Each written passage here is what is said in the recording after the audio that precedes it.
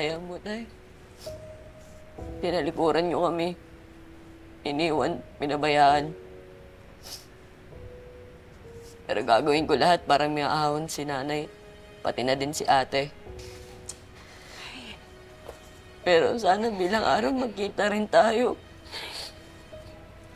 Pero hindi ko alam kung mapapatawad pa kita. Ano ba, kailan pa tayo magkakaroon ng kuryente? Hindi, pag nakapagbayad na tayo. Ano kaya? Hiraman mo muna ng pera yung kuya na aloy mo. Ay naku, magpaparinig na naman yun. Tinaya mo sa kasino yung pambayad. Huwag na lang. Kung lintik na yan, huwag niya kamong pakialaman yung pangangasino ko. At saka ikaw, teka nga, bakit ba hindi ka pumuntang abroad para matulungan mo kami ng kapatid mo? Maiahon mo kami sa kahirapan, letseng buhay na to. Bahala na nga kayo dito, may init ang ulo. Nay, saan ka na naman pupunta? Magkakasino ka na naman? Oo, kung gusto mo sumama ka. Tsatsamba ako ng pambayad sa kuryente natin. Nay, pambayad na lang natin ng kuryente yung hawak mong pera, Nay. Kaya nga, di sumama ka kung gusto mo, pahama ka. Nay! Wait lang. It's yung buhay ko.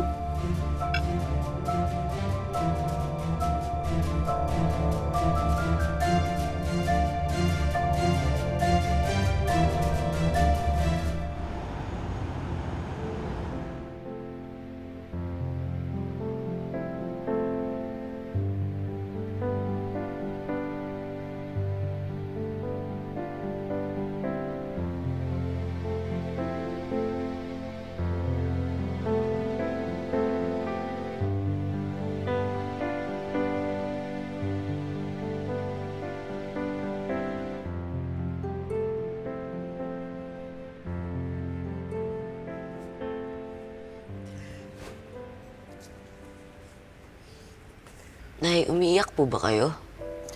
Wala lang ito. Wala lang to, anak. Wala lang to. Ay, masarap tong almusal, oh. Nanalo ang nanay sa kasino kagabi. Kainin mo na daw, sarap. Eh, bakit nga po kayo umiiyak?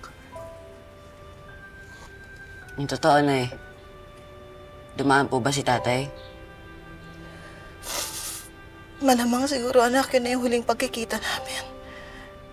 Kaya huwag ka nang umasa na babalikan niya pa tayo.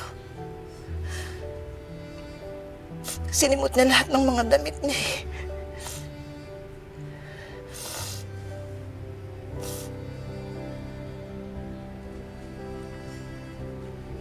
Anak, huwag kang tumulad sa tatay mo. Respetuhin mo mga babae.